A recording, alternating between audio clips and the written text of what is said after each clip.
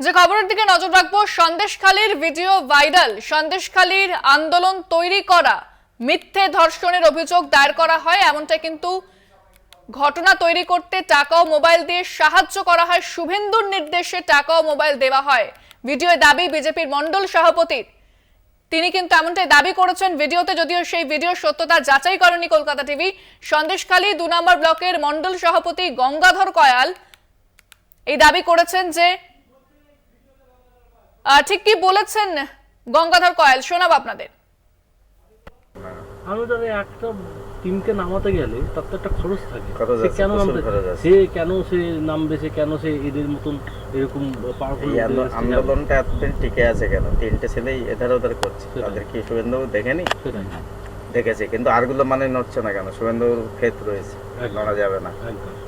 আর শুধু ফেতও নয়, আজকে কারণ এই আন্দোলনকে ধরে রাখার ক্ষমতা নেই কারো। শুভেন্দু এক পাক ঘুরে গেছে, তাই এখনো দাঁড়িয়ে রয়েছে।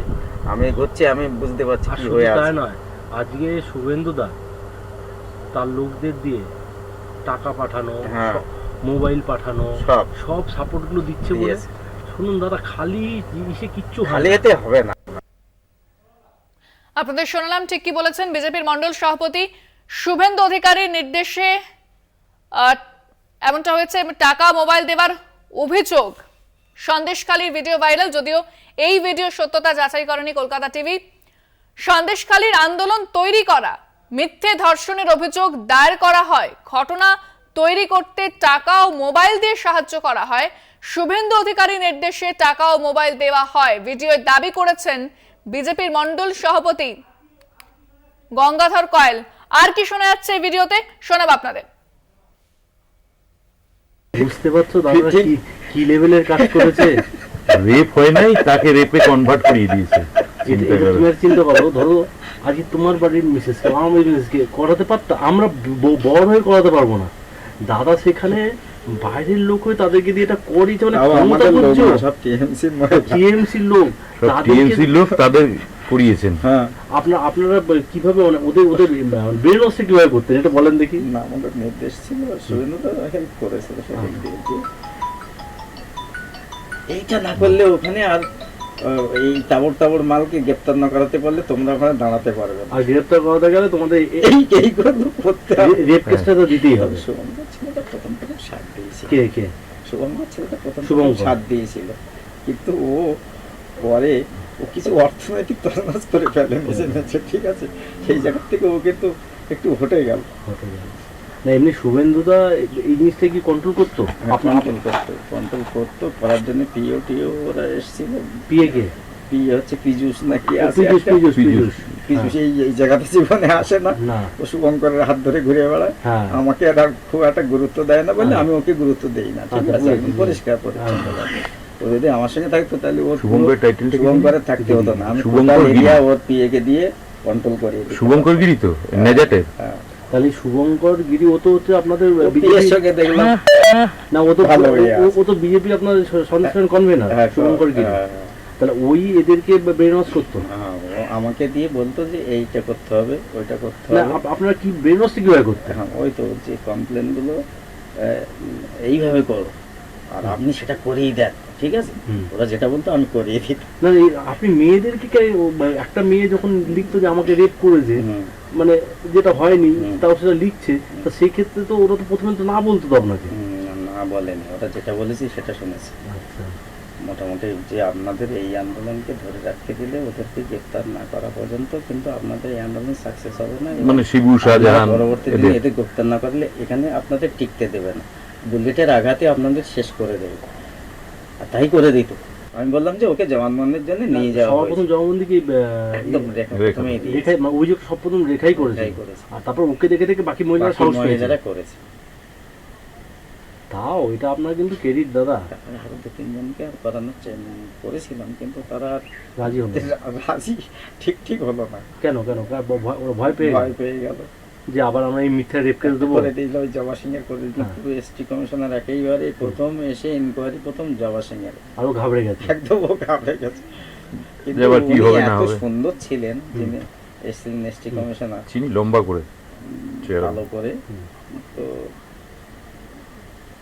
আমি আছি ওনার সঙ্গে, ঠিক আছে, মানে আমাকেই রেখেছেন সঙ্গে, আর সবাইকে বের করে দিই। তা বলছে আগে একটা মাদুর পাথর, মানে ও বাংলাও বলতে পারে, আদিবাসী ভাষাও তো বলতে পারে, যে এসটিদের এইটাই সমস্যা, আমি এসটিদের প্রধান হয়ে আপনাদের কাছে সেই দিল্লির থেকে উড়ে এসেছি, আপনারা একটা আমার সঙ্গে সত্যি কথাটা বলতে পারছেন। এ বিষয়ে বিস্তারিত কথা বলবো, আমাদের সঙ্গে সরাসরি রয়েছেন প্রতিনিধি সঞ্জিত চক্রবর্তী। সঞ্জিত, এই যে সন্দেশখালী নিয়ে ভিডিও ভাইরাল হয়েছে এবং বিজেপির মন্ডল সভাপতি তিনি বেশ কিছু দাবি করেছেন, এ বিষয়ে কি জানতে পারছো, কি তথ্য সামনে আসছে?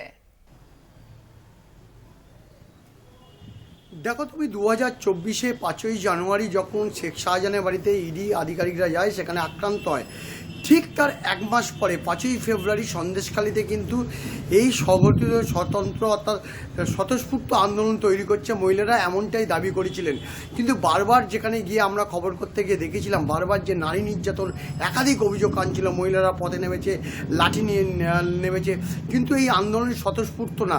ইতিমধ্যে সেই আন্দোলন যে একটা প্রোপাগান্ডা তৈরি হয়েছিল, এটা একটা গেম প্ল্যান তৈরি হয়েছিল, এবং এই গেম প্ল্যান তৈরি করেছিলেন বিরোধী দলনেতা শুভেন্দু অধিকারী। এই খবরটা এমন কলকাতা টিভি যাচাই করেনি সত্যতা নিয়ে, এমনকি তার পিএ পীযূষ পাত্রকে দিয়ে এই প্রোপাগান্ডা তৈরি করা হয়েছিল। করেছিলেন কে? সন্দেশখালী 2 নম্বর ব্লকে যেখানে আন্দোলন সংগঠিত হয়েছিল, সেখানকার হচ্ছে গঙ্গাধর কয়াল।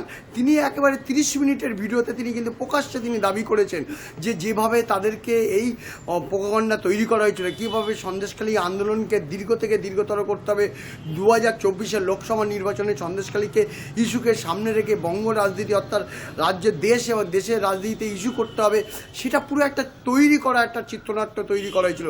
বারবার কিন্তু আমরা এটা দেখানোর চেষ্টা করেছিলাম। আমরাই প্রথম কলকাতা টিভিতে দেখাইছিলাম যে ভাড়া করা মহিলাদের এনে মুখে কাপড় বেঁধে সেখানে বলানো হচ্ছে।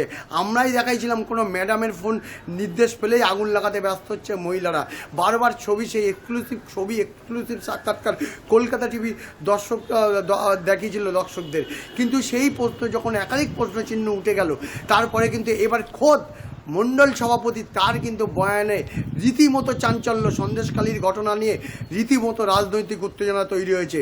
ইতিমধ্যে এই ভিডিও কিন্তু ভাইরাল হয়েছে, ভিডিও সোশ্যাল মিডিয়া থেকে সর্বিক জায়গায় কিন্তু ভাইরাল হয়ে গেছে। গঙ্গাধরবাবু যেটা বলছেন যে শুভেন্দু অধিকারী অর্থাৎ বিরোধী দলনেতা তাকে বেশ কিছুটা অর্থ এবং মোবাইল ফোন এবং কি খাওয়ার জন্য টাকা দেওয়া হতো, এই আন্দোলনকে দীর্ঘ থেকে দীর্ঘতর করা হবে, এমনটা গঙ্গাধরবাবু বলছেন।